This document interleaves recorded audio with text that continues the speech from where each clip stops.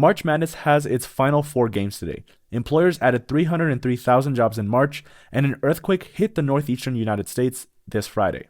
Additionally, a potentially armed suspect was located in Gypsum on Friday after schools were on lockdown. Eagle County is to buy 5 hybrid buses, and the Eagle County Board of Education has finally filled their vacancy.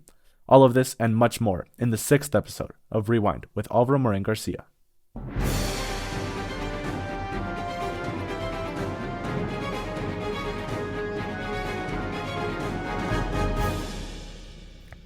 Good morning, everyone. My name's Alvaro, and you're listening to Rewind with Alvaro Marin Garcia. As you may have noticed, Rewind episodes are shorter now since we've decided to cover only the biggest stories with significance across a variety of categories. You, the listener, deserve to only hear the biggest news in every Rewind episode. So we decided that we're going to cover less stories instead of more stories, but that those less stories be higher quality. Of course, we're always open to suggestions on how to better our content. So definitely let us know if there's something that we could do better. But for now, we want to thank you for listening to Rewind with Alvaro Marin Garcia, a show under the My Future Pathways TV network. My Future Pathways serves and supports Eagle County's underserved youth and families in a holistic way to help them meet their full potential. They offer 2 youth centers in Eagle County, mentoring opportunities every week, and a summer camp filled with field trip and tons of fun. And here's the kick. It's 100% free, no strings attached. If My Future Pathways interests you, please visit myfuturepathways.org.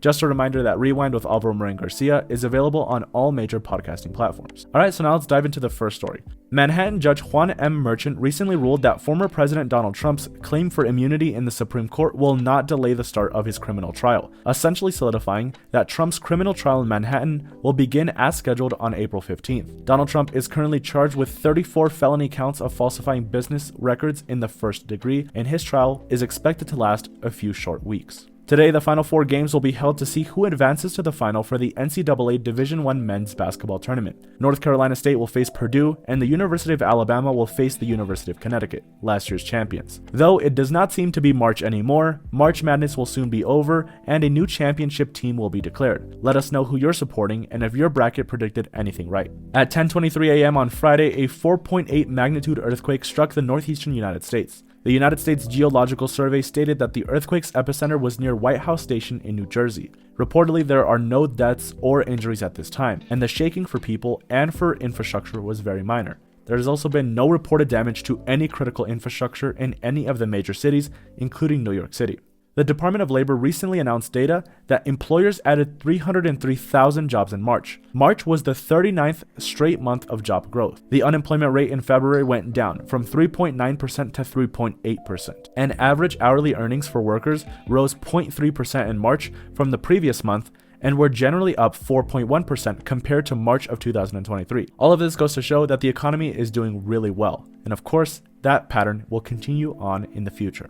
Bronny James, the son of NBA Los Angeles Lakers star LeBron James, will enter the 2024 NBA draft while still maintaining his eligibility to play in college basketball. He played for the University of Southern California this year, also known as his freshman year, in the guard position, and he will also enter the transfer portal to maintain his eligibility. Bronny James suffered an incident of cardiac arrest in July of 2023, but since then, he has been cleared to play and has debuted on the University of Southern California's basketball team. And now let's move on to local news for Eagle County, Colorado. So here's a little fact about Rewind that you maybe didn't know. We film Rewind every Friday to give enough time for our editors to edit the episode before we release it each Saturday morning.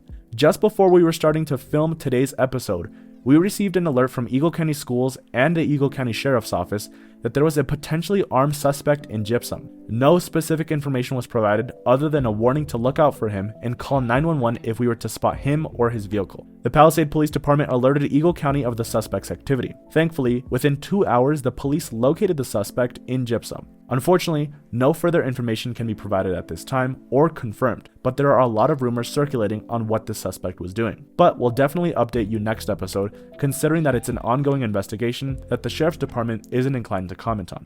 In 2023, Eagle County allocated over $4.9 million from the Echo Transit sales tax for the purchase of 5 Gillig hybrid transit buses, originally expected in 2025. But due to a new regional transit authority established in 2022, the funds were transferred to them, ensuring the purchase's continuity under an existing contract with the state of Washington, with payment upon the receipt of the vehicles and the acceptance of their condition. The Edwards Rotary Club, Vail Rotary Club, Bookworm of Edwards, local donors, and the Literacy Project collaborated to provide 530 copies of books to 3rd through 8th graders, facilitated by grants totaling $4,000 from the Rotary Clubs and discounted sales by the Bookworm, accompanied by author visits to 5 local schools, aiming to promote literacy and inspire young readers while exceeding the initial goal set by the Literacy Project.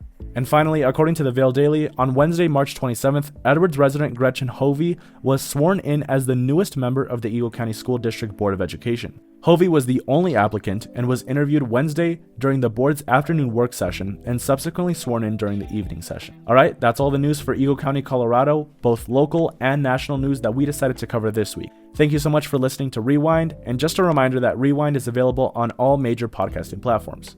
Alright, have a great weekend.